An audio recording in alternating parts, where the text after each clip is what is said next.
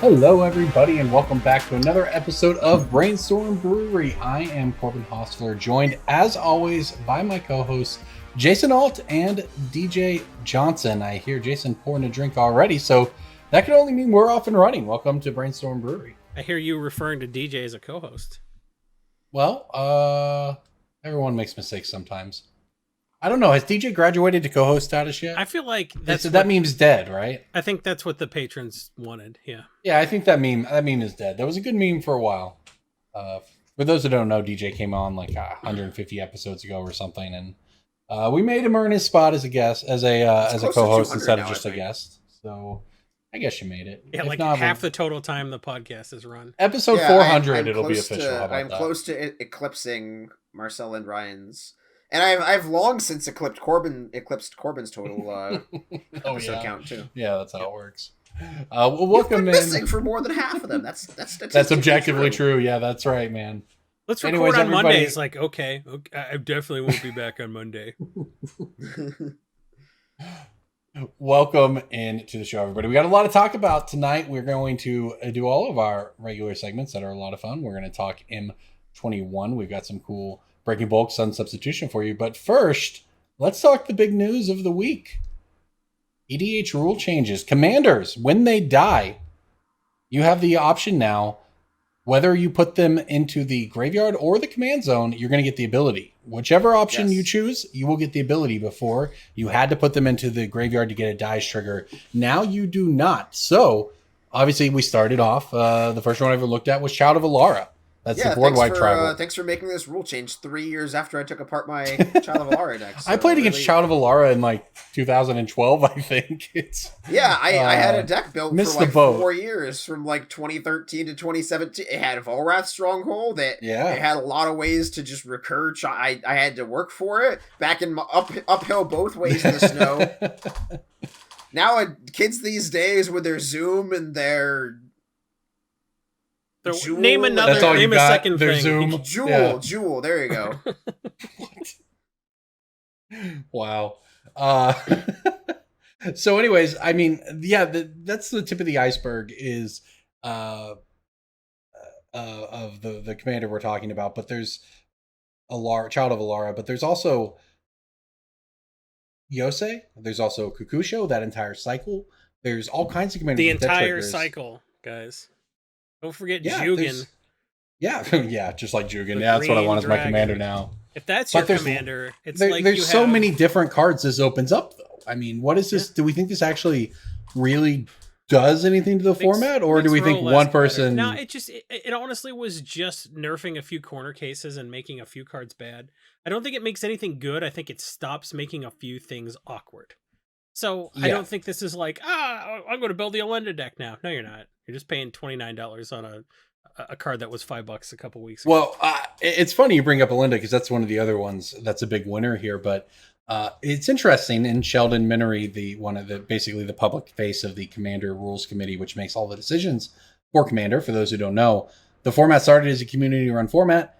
It continues to be a community-run format because Wizards, despite printing cards for it very purposefully, for a whole chose year, to leave. And we're only halfway through, and EDH already feels ruined. They very purposefully chose to leave the rules committee in charge of it. So Sheldon Minery spoke out as to the rules change, and one of the examples brought up was someone on the Commander Advisory Group, the CAG, had an Alanda deck and didn't know how it worked. So they determined from that this was a, I guess, inconsistent understanding among the public about how this worked. A lot of people just thought that you would get commander death triggers whether they went to the command zone or not. I just got to say, though, Commander has been... The first Commander decks came out like 6 or 7 years ago, 8 years ago or something now. It's 2020. They were 2011. It's sure, 9 years ago. I think they will... It might have come out at the end of 2010, start of 2011. Yeah, that is forever ago. And just now, 6 years according to Corbin, some people some people don't. This was counterintuitive now. It's 2020. This was counterintuitive 10 years ago. What changed? That was counterintuitive before dies was a keyword. Yeah, right? It's just I love the rules committee as people, as human beings. I love what they've done, obviously, and I'm not one of these people who thinks Wizards needs to take over the ban list of the format. The ban list is frankly a joke, but that's kind of the allure. Sway of the stars, never again. I mean, that's honestly just kind of the appeal of Commander. It helps. You must have a counter, or you will lose to coalition victory. It's not fair. To me, it feels like one of the charms of the format is that you understand that the ban list is pretty silly, but we all just agree to play by it. It's fine. It doesn't impact the format. It's just this little nugget of history there. But I just JJ. This is the part where you play yakety sax while a bunch of spinning cyclonic riffs are on the screen. Just a bunch of spinning cyclonic riffs. All I'm saying is it's been 10 years since Commander caught on. This has been unintuitive the entire time. And based on the way it was written, we're literally led to believe that someone on the Commander advisor group didn't understand how it worked, and therefore they decided to have this conversation. That is an argument in favor of having a CAG. That is why the CAG is good, because you have the rules entirely controlled by like one insular group that like most of them play with each other, and they're like, we think people get it. Everyone at our shop knows that you just put Child of Alara in the graveyard if you want the Wrath effect. Yeah, but this is not my thing. Is this isn't a particularly complicated situation. This is sort of a fundamental rule of the game. They've heard that for 10 years. Sure. Like the people on the rules committee have they heard that? Okay, well, I question the value of a community run organization controlling a format if they I think it's more likely that it's poor optics. It wasn't that someone from the CAG didn't get it and therefore decided it needed to be changed. It prompted the conversation, and then they re-had the conversation with new perspectives. I understand that's what happened. It was poor optics. But it did not help the perception of the rules committee among the community, which I think is tragic because they take a lot of heat, Sheldon in particular, that is completely undeserved. They created this wonderful format. The community was clamoring for them to be left in control of it. And as a result, they get blamed for things that are objectively beyond their control. But this is not an indictment of the CAG. This is why it shows having all these different perspectives is important, because it was unintuitive for 10 years, but like, this is something we need to address. And they weren't making it a priority because they didn't make it a priority for 10 years. This was a small change that made a few cards better, nothing worse really. And, it was good for the format, and the fact that the CAG got involved and this happened within a year of the CAG's formation means there are making meaningful changes, big and small, to the format, not to its detriment, because they're bringing in their perspectives and their complete lack of understanding of the rules, which is apparently a perspective. It's apparently a good thing. I agree with all of that. And I also have a comment on Elenda specifically. Okay. So there was a comment, and I understand the danger of taking random internet comments at face value. Do you? Because you're about to. I understand that what I'm about to do is sheer folly. But YOLO. So there were some people who upvoted certain comments about how this was evidence that the Commander Advisory Group or Rules Committee was utilizing advanced information about this conversation to increase the price of Elenda to the Dusk Rose in weeks prior. And if you look at the price graph, you can see that starting with Ikoria, it slowly trended up from what was normally a very stable $10 card up to the high teens, 18 or 19 or so, and then the announcement, and now it spikes to 30 or whatever. I think that comment and anybody who upvoted it just tends to ignore the fact that every Magic card has also been following that trend. Yep. Like Cyclonic Rift went from X dollars to $40.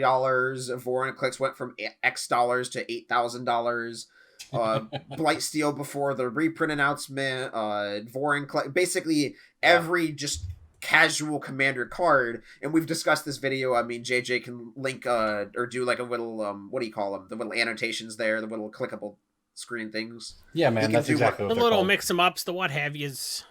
He can link to our description sort of hot tips video on why card prices have gone crazy in these past few months, but it's just a very incorrect attribution, and people are always looking for a boogeyman to say, oh, somebody knew about Elenda and they bought out the market. No, Elenda was going up because it was a strong casual card, just like every other strong casual card whose supply chain has been cut off. So what was crazy to me was the lack of self-awareness from some of the people in like the EDH Reddit, where they were like, subreddit, sorry, the EDH. I sound like a boomer. It's like, I was on my Nintendo box playing Halo. The people in the EDH subreddit were like, I went to buy my copy and it was only $25 or whatever, and I bet it gets canceled, and the price went up when I bought my copy. It's like, oh, so you rushed to TCG Player to buy a copy just like everybody else, and then there were a few copies because everybody rushed to TCG Player, and then that means there was insider trading? Are you sure? This isn't just like, well, I bought my copy and then everyone else buying was a speculator buying one copy at a time. Like, every time this happens, and DJ is like, nope, I've been selling 2 of these a week to 2 different sellers for the last 9 months. That doesn't matter. So my advice to us and to our listeners is just don't argue in these situations. People love to use words that they heard on C-SPAN, like insider trading and conflict of interest. They're and like, not watching C-SPAN. They barely understand. I don't know. Maybe their dad watches C-SPAN. They're trying to connect with their dad's like, Dad, can I show you how to play? Can I show you how to play Jumpstart, Dad? And the dad's like, I wanted a son who played football. And then C-SPAN's on, and they're like, the insider trading that all these people were exonerated of brought no charges, even though they clearly knew COVID was coming and sold stocks. And they're like, oh, insider trading, that's a word I know now. I'll apply it to... Hey, Every time my wife hear somebody use the word price gouged, that's a conflict of interest because she wanted a back rub. She's like, that's not what conflict of interest means. Like, you're insider trading. So I wouldn't argue with people that are just using words they heard on the popular television program C-SPAN. This is quite the episode for all the new people who just want. They're just hitting fast forward. Like, I want a dual land. I want a dual land. I want a dual land. Want a dual? Want a dual? Who want a dual? If you want a dual land, enter our contest. On our social media, we have linked how to enter the contest to win one of our 10, one of each, dual lands from Revise that we're giving away. I realized it was confusing that we posted a pic with beta duels in it. We did that to disappoint you. They were FBB. Be like, oh, I thought this was going to be a black border duel. And you're like, oh, sorry, we just gave you a revised Underground Sea. And then you're like on Twitter, you're like, no, I could have thought it'd be black border. And everyone's like, oh, no, not Fauntleroy. I thought it'd be black border. we did that to mess with you. What you want to do is go on our social media, and it'll tell you all the different ways to engage with us. One way it did not tell you to interact with us is to go to patreon.com/Brainstorm Brewery, where for as little as $1 a month, which is 20 or 25 cents an episode, you can have access to our Discord, and we think that's the best value. Having access to the Discord is it's invaluable, but we put a very low price tag on it anyway. So go to patreon.com/Brainstorm Brewery and check us out. It's a good Discord, even though it's full of people who play Magic. There you go. All right, let's jump into Sudden Substitution. This is a segment where we look at expensive Commander super staples and come up with some budget options to replace them. So this week we are looking at one of the most powerful green cards ever printed, banned in Legacy. It's so good, as a matter of fact. The Questing Beast is our... No, just kidding. Survival... There's a lot of powerful green cards in the past couple years. Is it the Questing Beast, or is it just Questing Beast? It's just Questing Beast, which is why so many people don't know it's legendary. Anyway. That's right. Anyways, this week we are talking about Survival of the Fittest. This card has recently just gone absolutely bonkers. It's now apparently $100 if you want a copy of this rare from Exodus. 1 in a green Unless enchantment. You want the Judge foil. That's right. Pay green, choose and discard a creature card from your hand, search your library for creature card, put it into your hand. Shuffle your library afterwards. You can do this ability anytime you want. There is a $600 Judge promo or something silly. Whatever, $500 Judge promo. You have that option as well. But we want to give you some cheaper options. So Jason, why don't you go ahead and start it off? What is a good budget replacement for someone who wants a Survival of the Fittest effect in Commander? Now for EDH, you're not necessarily going to be wanting to activate this like repeatedly. I realized like getting a chain going is good, you know. And to replace this, you kind of need like a 2-card combo, something like Vanifar with Intruder Alarm. But I kind of think for Commander, if you're feeling toolboxy and you're not just trying to like get a chain going or just keep dumping Vengevine or something like that, something like Birthing Pod is completely acceptable. And this is a card that was a lot of money when it was, you know, not banned in Modern. It's come down quite a bit since, but it's still got really strong EDH play metrics. This is a card that you basically turn something into something else, and it's an upgrade. You're always upgrading. So if you have like a toolboxy type deck, you turn your Acidic Slime into your 6-drop Sun Titan. Yeah.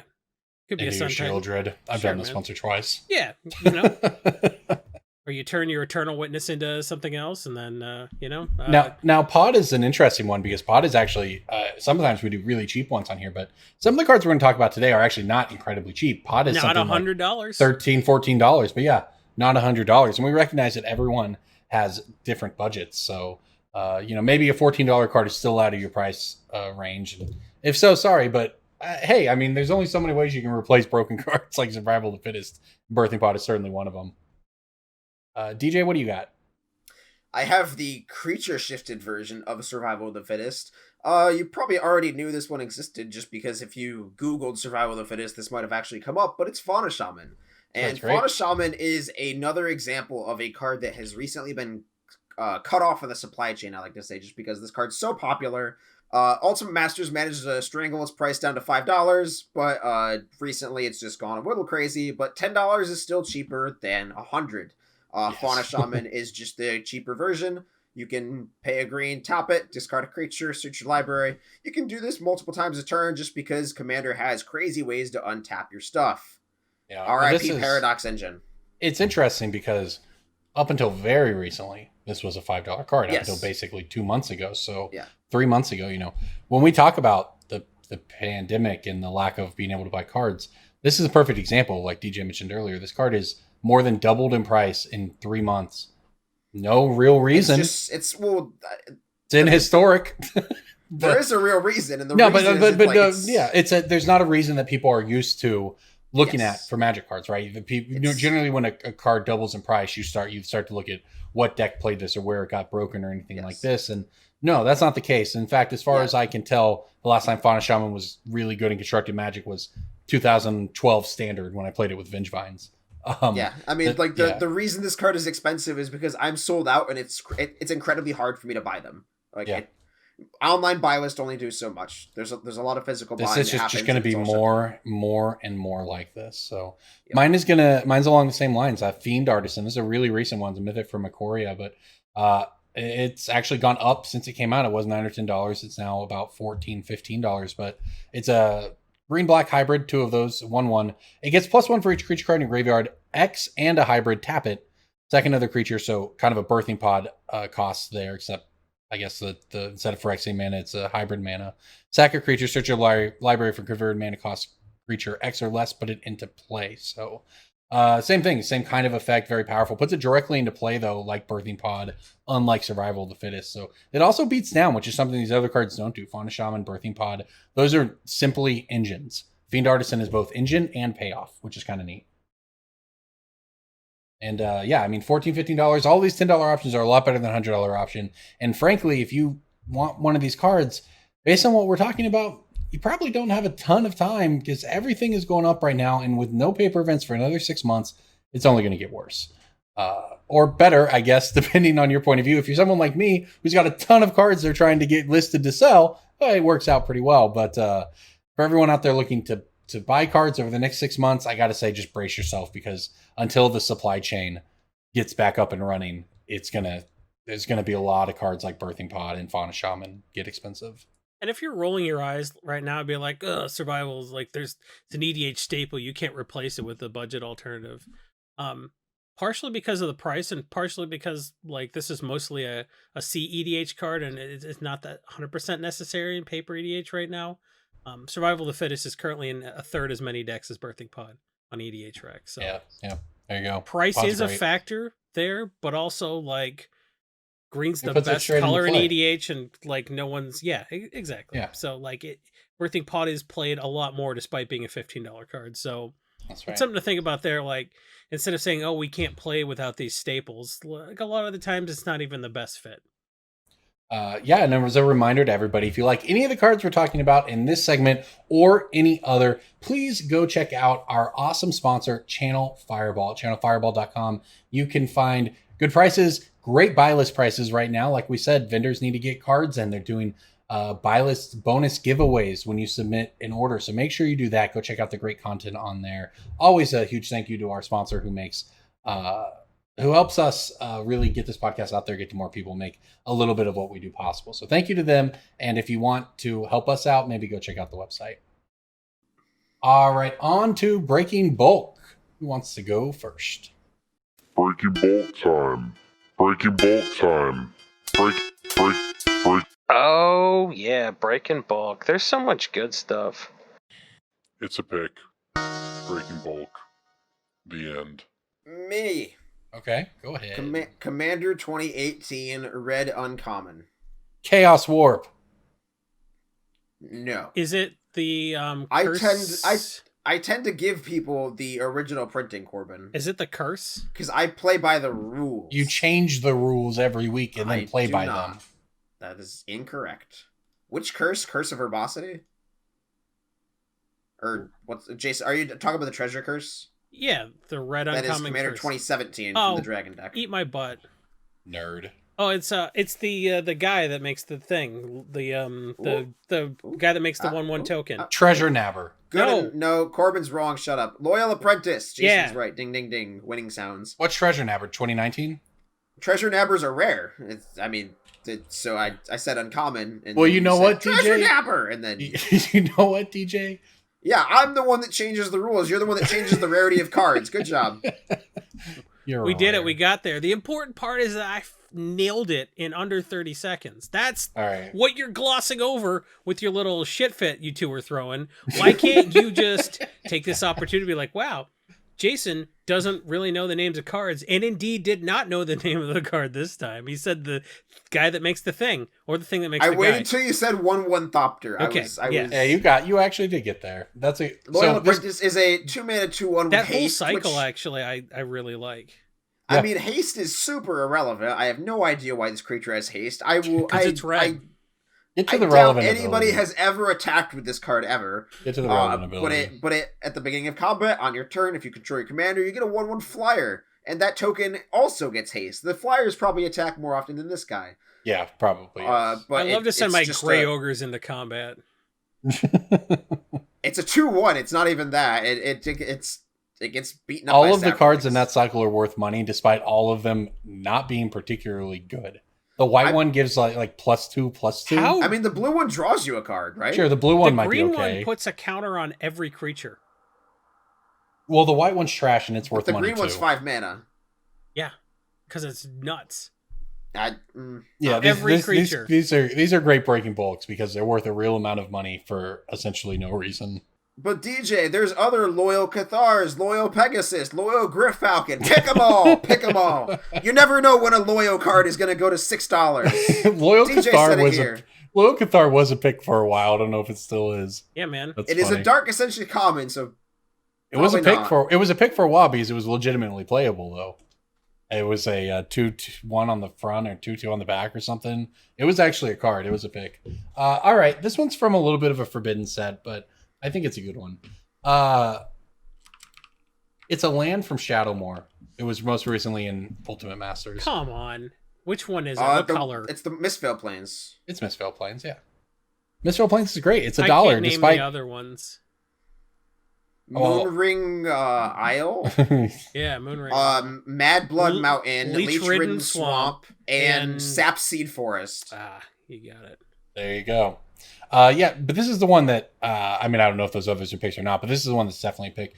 Mistveil Plains has at times been very playable in Magic's competitive history. I don't know that it ever will be again, but it is still worth $1. It kind of got crushed from the Ultimate Masters reprint, but has since kind of climbed off of the 30, 40, 50 cents mark and is gone back up closer to $1. So it's a very solid pick if you have any Ultimate Masters bulk you might find, or if you're really lucky and have Shadowmoor bulk left over. I was really surprised. I thought this had more printings in this, and like maybe like a Elspeth versus Jace or something like that. But nope, the Ultimate Masters was the only reprinting of this. $6 card before the reprint. Leech Reed and Swamp has like 55 reprints. Yeah. All right, Jason, go ahead. So this is okay. So what we're doing is I'm going to pick a very specific version that is randomly more, but I will tell you, like you guys do the guessing game on the sure the regular version. And I don't remember what set it's from. We're gonna look that up right now. Okay, it was originally from Return to Ravnica, and it is a gold uncommon. Deputy of Acquittals. Non-creature uncommon. Deputy of Acquittals was, I think it was a Dragon's Maze card? No, that was like Ravnica Allegiance, wasn't it? No, I think it's from Dragons. It's from Dragon's Maze. Oh, Deputy of Acquittals is... Yeah, okay, I'm thinking of something. Was the Azorius So, Return to Ravnica uncommon multicolor. I didn't say multicolor. But it is. You said, but I didn't say it. I'm pretty sure you said. Wait, what is it? It's a non-creature what? It's a non-creature gold uncommon. From where another version is worth more. From RTR, Commander 2016 and Commander 2017, but those aren't the versions worth money. Can you see what I mean about the rules changing every week? Hey, just guess the card. DJ's going to get it in like 2 seconds when I tell him one of the colors is black. Black C16, C17, and RTR? Yep. Oh, Rakdos Charm.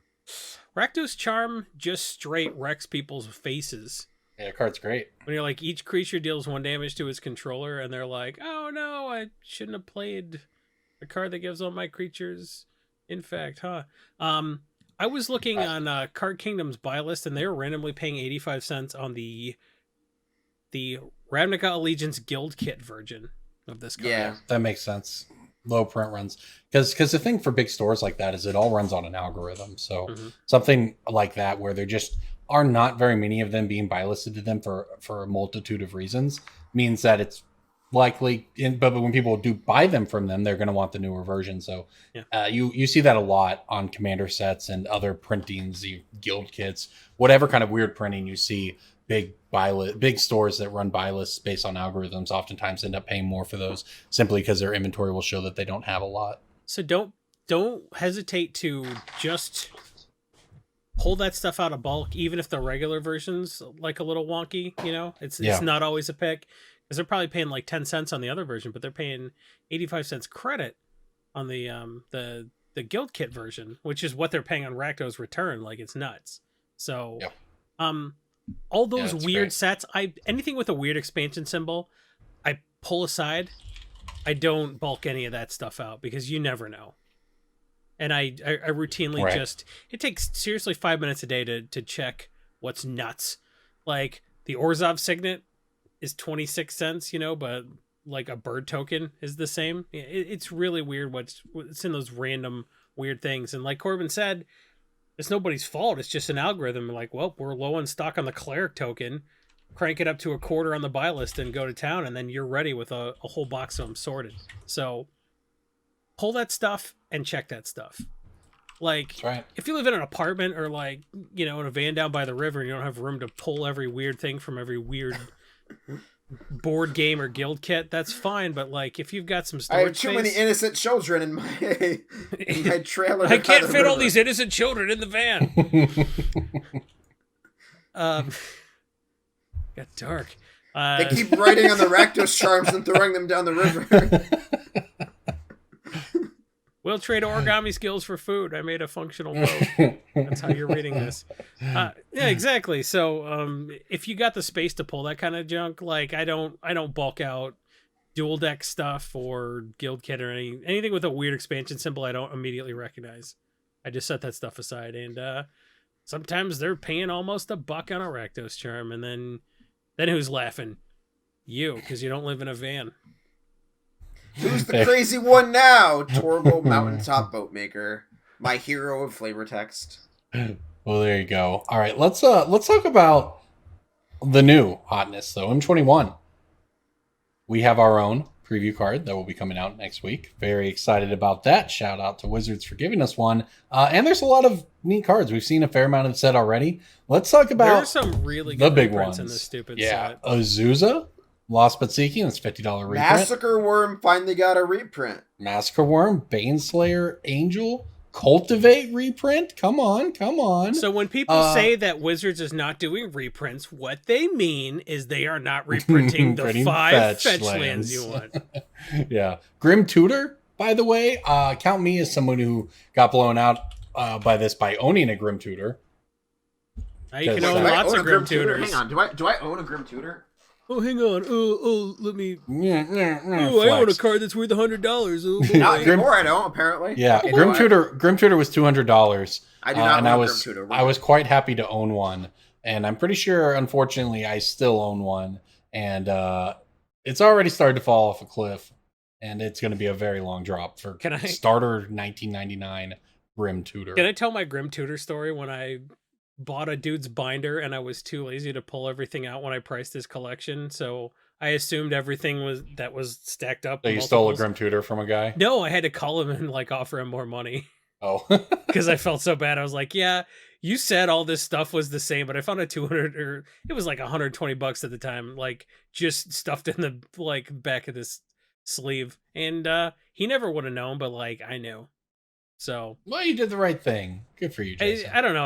I felt real weird because I felt like I'd lied to him somehow by just not yanking everything out like I should have.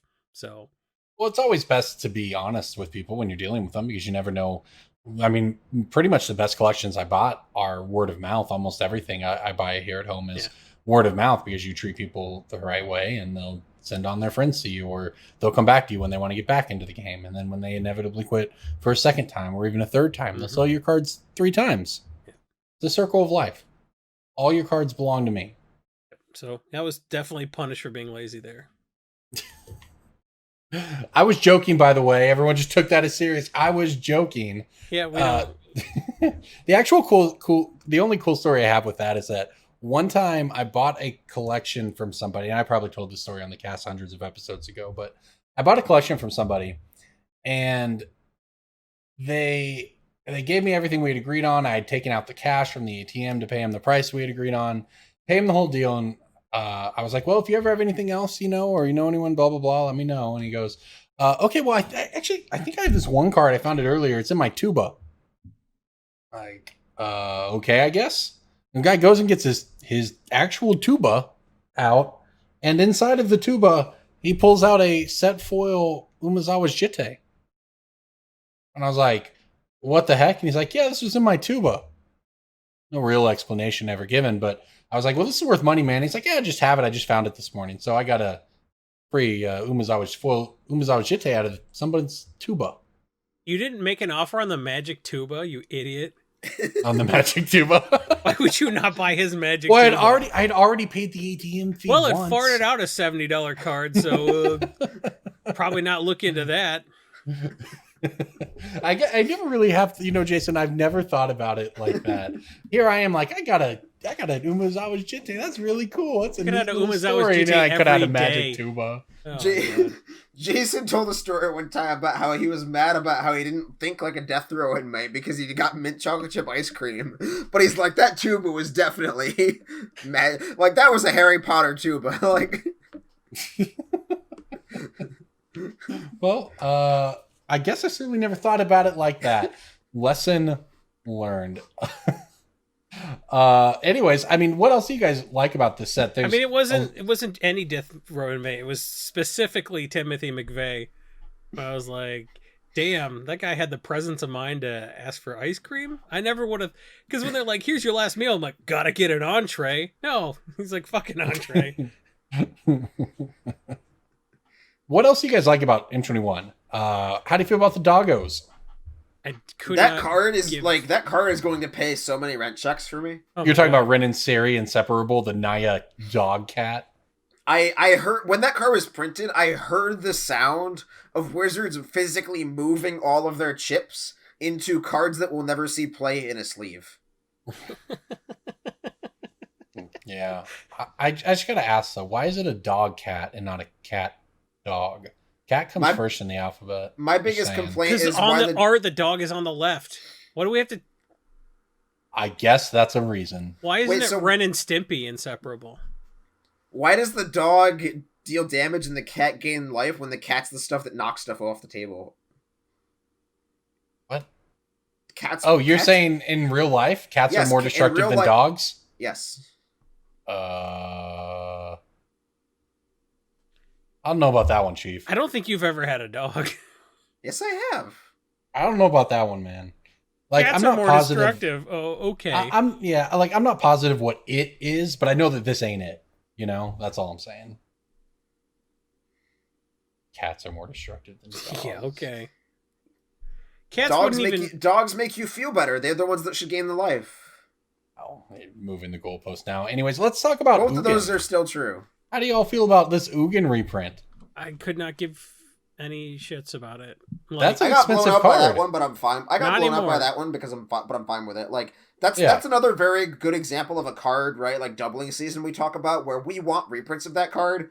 So I lose probably like $150 on Ugins or whatever, but that means that they'll actually sell now. Yeah, you'll be able to buy Ugins in the future too. Ugin's very hard to sell at $50. That's the only reason DJ got blown out. If he would not have gotten blown out if these moved at its current price. So yeah, lower the price. Some people love to like, oh, you finance nerds got dunked on because it got reprinted. We love reprints. Everybody in the finance community, if they've been doing this a while, and they're smart, loves reprints. Because even if you lose some money, you are going to sell way more copies at the new price. Well, you just have to get them. You have to be able to buy the new cards. Mm-hmm. And it doesn't matter how much Ugin costs if no one has any to sell me, because they don't just have their random Fate Reforged box lying around because they weren't playing Magic 6 years ago. You know, and I don't love just the fact that they're printed means they're out in the wild again and you can buy them again. I don't love paying $45 on a $70 card or whatever and then sitting on it for 6 months. I would love to pay $12 on a $25 card and sell it immediately. So like, we love this kind of thing. And Ugin's a weird one though. Ugin's a weird one though, right? Because like it's an interesting card in that it's intersectional, being competitive and casual. Right. So a lot of those casual / competitive cards, you're still comfortable moving them at high prices. Like I don't care if Liliana the Veil's $60, $70, $100. Those sell. Like when Modern's in a good spot and when competitive Magic happens, like competitive staples will sell no matter what the price is. That's just how Magic works. But casual cards just have that not artificial, but just like this theoretical barrier of they become exponentially harder to sell at different numbers. So like $20 is a very big barrier for casual cards where the number sold drops drastically once it goes from like $19.99 to $20. That's just like the way brains in humans work, kind of like how everything's priced at $9.99, not $10 in every retail store ever. That's just like the way the mind processes information and all that. So like Ugin is weird in that, like, when it's competitive and casual, you can be like, oh, Ugin's $70. That's fine. I'll buy it 55, sell it 70, buy it 55, sell it 70. But once Magic dies in terms of, like, paper big events, Ugin being $50 sucks. Because then it just is that your market for that card is casual players who are putting it into their Dragon Commander decks, and those are the people that don't buy $50 Ugins. And then you have to tell somebody, yeah, I know that you think your Ugin is $55, but I'm not buying it at all. Because, like, my choice is I offer you $19 and insult you, or, like, I just tell you I don't even want to deal with the risk. $35 and have it sit on the shelf for 8 months, Yeah. So, like, so people can't even, they're not even as liquid when the price is that high. Right. Yes. I'll say this about these core sets. We've had Crucible Worlds. We had Scapeshift. We've had a litany of other expensive cards from them. But it seems like they are hitting the reprints with these core sets. Am I right? And they're not even pumping the brakes on the new stuff. There's a Teferi that at EDH you can loot 4 times a turn cycle. Can we pretend that Teferi doesn't exist? Can we pretend that Teferi doesn't exist? Which version, DJ? Which version? Yes. Yeah. Hey guys, there's 4 versions and they're all completely 100% identical. Like, it would be a bar trivia game. One of those spot the difference bar trivia games. Like on the electronic machine, they're like, spot the difference. You would lose. You'd run out of time. You'd be pumping quarters like, these are the same, but this is a different version. And if you have to stock cards for a living, have fun typing in 18 different versions of Teferi, because there are 9 non-foil and 9 foil versions of this one. It's pretty card. dumb. So freaking optometrists are going to use this as a measure for people's eyesight. Which is better, number 1 or number 2? Could I see him again? Number 1 or number 2? They're both the same art. Yes, that's correct. Maybe there's a subtle difference in the text box. Not that I can see. Nope. Oh, wow. Yeah, like if you can tell the difference between these, you're allowed to be a fighter pilot. I think that's how they're like. That's pretty much how it goes. Yeah. It's like an IQ test. Like you're like, oh, this version's this and this is this, and then the CIA recruits you. It's like the people that did like that super hard crossword puzzle got recruited to work on the Enigma machine. This is the same thing. Yeah, that's great. No, but they really have been killing it with the reprints in these card sets. We had Leyline of the Void. That was a $30-$40 card at the time it was reprinted. That was just hugely impressive at the time. We've had Omniscience. We had. I'm gonna slap the next Crucible? guy that says Niscience. Okay, it's Omniscience. Omniscience. Omniscience. It's Omniscience. I'm gonna slap the next guy that says Niscience. Omni/, duh. Oh, so good. Oh, that is pretty good. Anyway, so props to them with these core sets, and now they've upped the ante with the Grim Tutor and the Ugin. So this is, and look, I know that there's obviously with a lot of talk about reprints. They have knocked it out of the park so far with Core Set 21, but I think people also maybe overlook stuff like Cultivate. That's $1 common that almost no matter how many times they print it is still at least $1. And if you ever forget about it for a year and a half, it'll be $2-3, and all of a sudden you've got a card that shouldn't be expensive. So yeah, Cultivate will absolutely it's uncommon. It would have been in draft chaff if physical paper events were happening. Yeah, that's a good point. We don't have to worry about Queer on Dryad getting rarity shifted. R.I.P. Do y'all think Baneseller Angel's going to see any play? No, because there was another angel that was very similar. That Resplendent Angel. Resplendent Angel saw a little bit of play. No, the Dominaria. Oh, Lyra. Yeah. Or Lyra or whatever it was. I'm not actually sure how to pronounce that one. I don't know. I think it's going to be really sad when Baneslayer Angel comes out and is an unplayable Magic card after it rained holy terror down on Magic for 2 years. Fate's Fetters. What do you mean unholy? The card literally said protections from demons. And you're calling Baneslayer the unholy one? I'll tell you, I never felt particularly religious when I was playing against a Baneslayer Angel. Yeah, DJ, tell me more about how holy it was when the Crusaders from the Vatican burned down the Library of Alexandria. Tell me more about. Yeah, that sounds like that's exactly like Baneslayer Angel. Fake news. Fake. It's exactly like Baneslayer Angel getting reprinted. DJ, it's the exact same thing. Fate's Fetters. Anyways, Baneslayer Angel. The Catholic Church has never had that much power. Okay. Okay. Yeah, you're right. I'll tell you another card. Angel's just going to get Fate's Fetters, then you're going to feel real stupid because that's a card that used to reign on Holy Terror too. DJ wasn't alive and Corbin wasn't playing Magic, but when Fate's Fetters was first printed, that was premier removal. That was by the way, Containment Priest. Didn't mention that one. We forgot Containment Priest. That's how stacked this stupid set Ruined Halo's in the set. Ruined Halo was at one point like a $20 card or something. It was like 40. Ruined Halo was 40. I was trying to remember if I had that right or not. I knew it was expensive.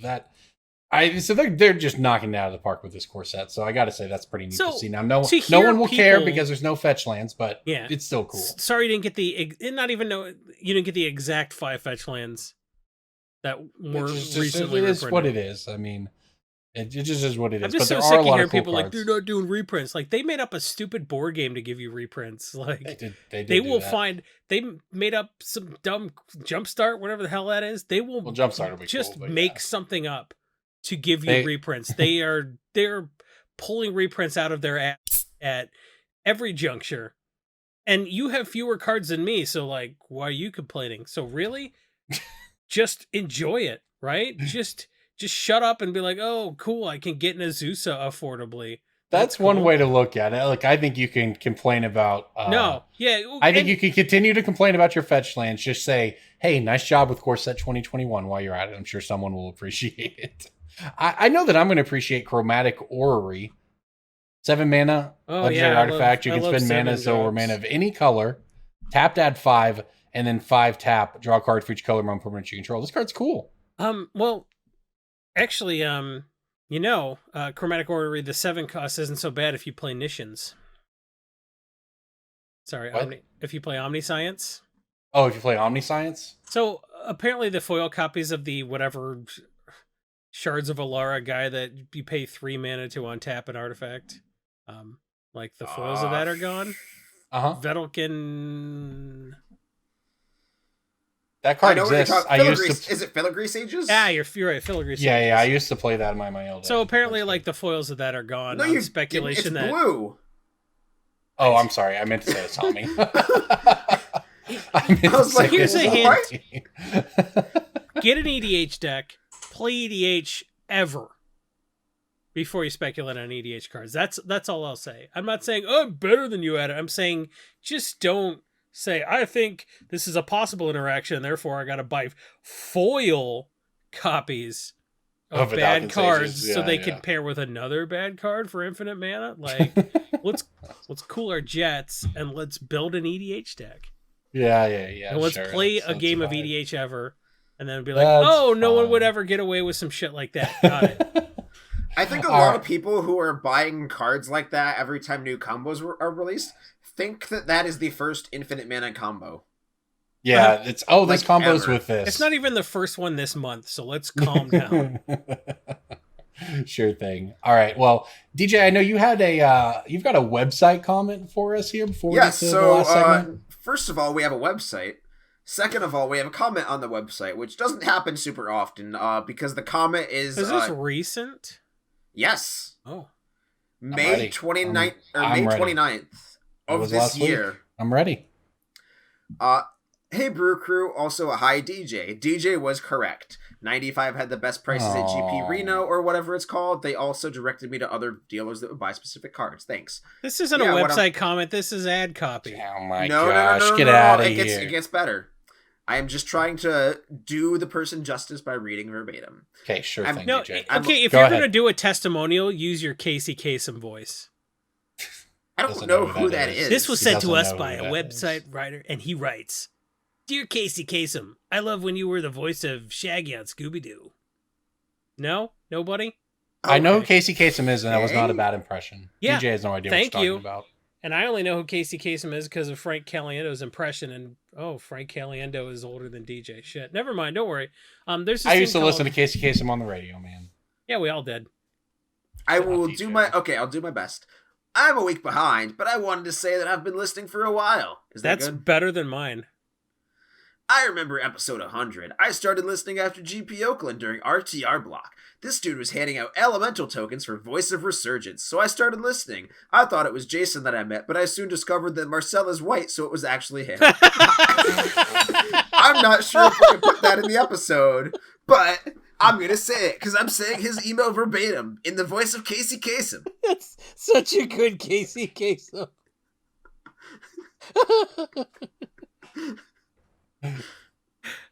Keep going. Yeah, DJ, also, I am the person responsible for all of the fake Corbin accounts. All of them. I believe Jason said to troll Corbin on Twitter, and so I did. Wait a minute. Are you kidding me? I want to take everyone through a moment of my life. I was in Boston, America, streaming... As opposed to what, Boston, Russia?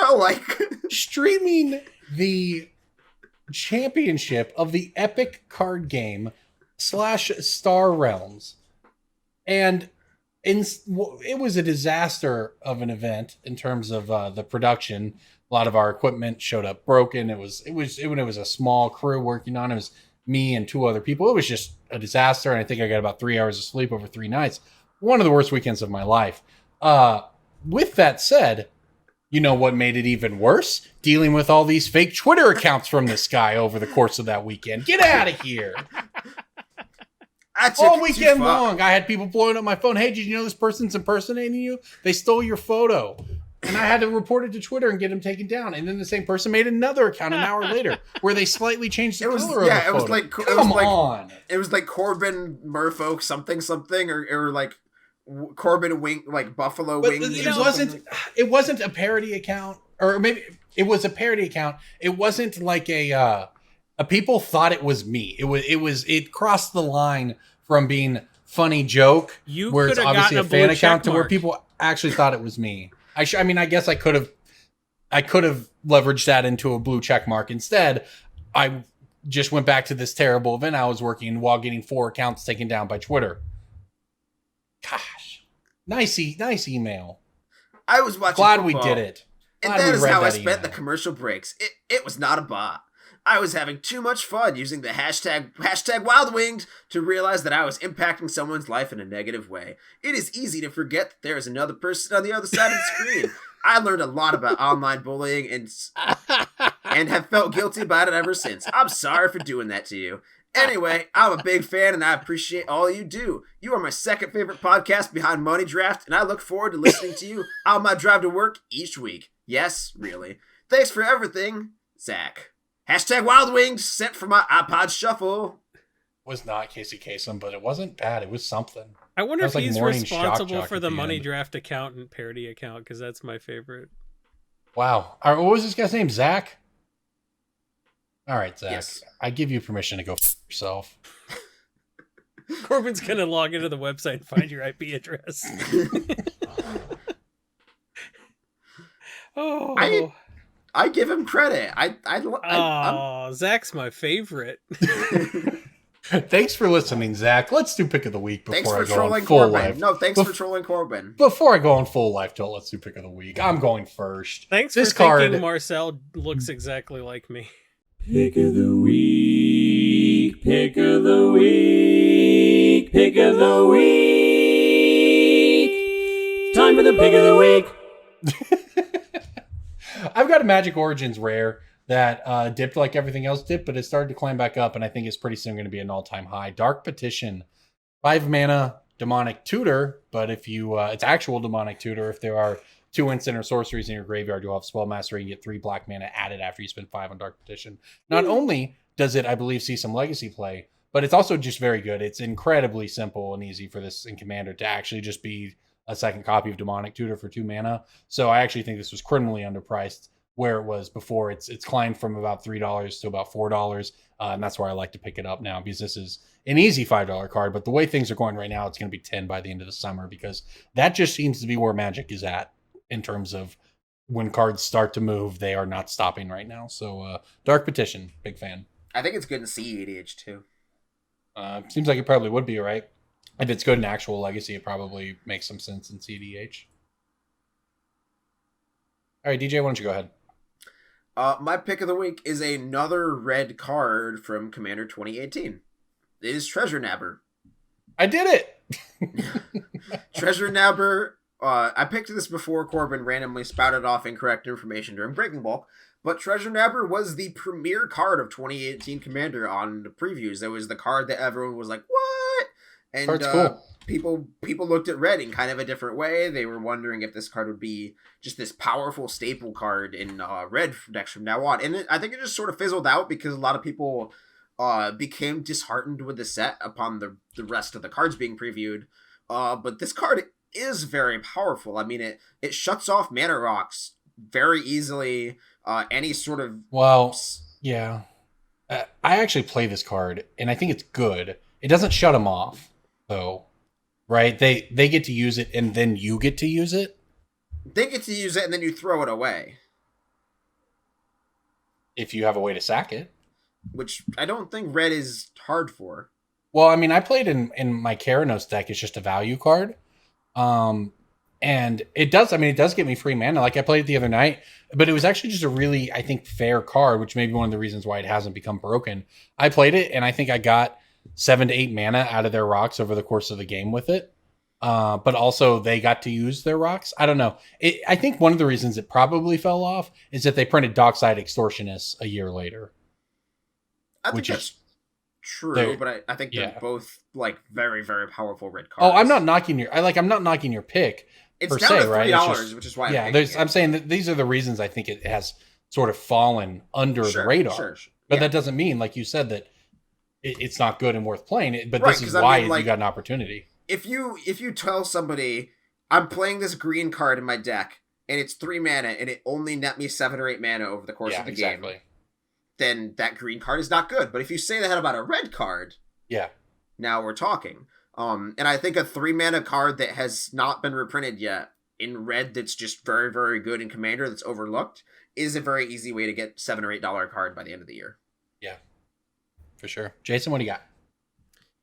I got a card whose price will absolutely astound you on the basis of Mystery Booster Retail Edition, which replaced all the useless cards, all those goofy shits, right? I do. Replaced all of them with new foils. So every booster pack has a foil, but there's 125 of them, so you got like a 1 in 125 chance of getting any of the foils. Sure. So they're like a little more scarce than you'd expect, especially like the commons. The commons are 1 to 125, and so are the rares. It's whatever. Nobody knows anything about Mystery Booster Retail Edition just because like it died. It came out at the same time as you have COVID. The same. The TLDR of that is that you have the same chance to get a foil Stormcrow as you do a foil Scourge of the Throne. Scourge of the Throne. Sure. But you have the same chance of getting a foil Boundless Realms, and that is why a foil Boundless Realms from Mystery Booster Retail Edition costs the same as a non-foil. That is interesting. That is not correct. I agree. That is a foil that flirted with $20. I actually didn't know that Boundless Realms was even in that set. Yep. Huh. So yeah, nobody knows anything about because it just wasn't a thing. Yeah. It just You're right. The timing was real bad and. Prices were impacted because people are like, I have all these foil Boundless Realms now. I guess the price goes down, but isn't it crazy how that set died? No, because it makes sense. It makes sense. It came out in the middle of the Rona, but just think about it. Mystery Boosters were the biggest product storyline of 2019. Yeah, people that was selling out conventions. Yep, it was huge. They were signing up for the side event draft and just taking the packs and leaving. Yeah, Channel Fireball was selling out at Magic Fests of Mystery Boosters. They were popping off, and everyone was so excited. It's got the convention exclusives, and we need Mystery Booster retails. Everyone's mad because they were going to get the foils they got in the retail exclusives rather than the playtest cards.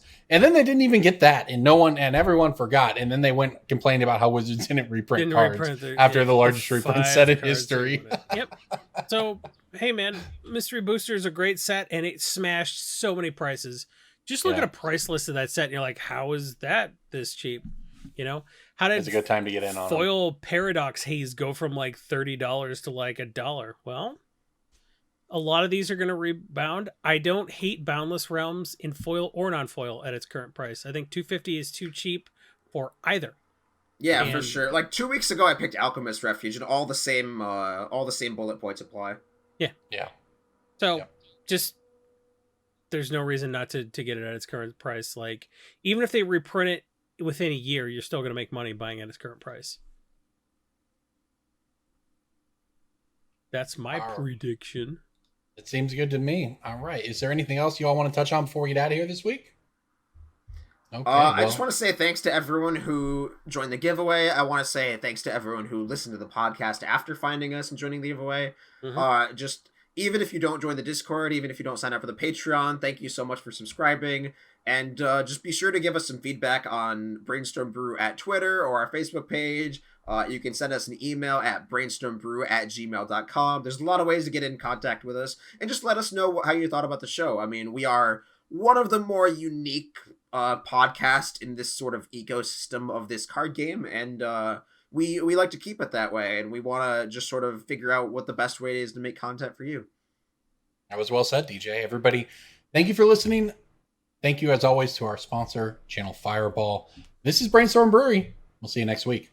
Check out Channel Fireball for all your Channel Fireball needs. If you need channels, you need fireballs. If you want to put them together in a Channel Fireball, if you want to have a seance and channel the spirit of a fireball, if you want to fire off your balls, Do it at Channel Fireball, your source of channels and fireballs and channel fireballs. You did it. Good night. Thank you for listening. The end. We did it. Jason, my wife calls that your used car salesman voice.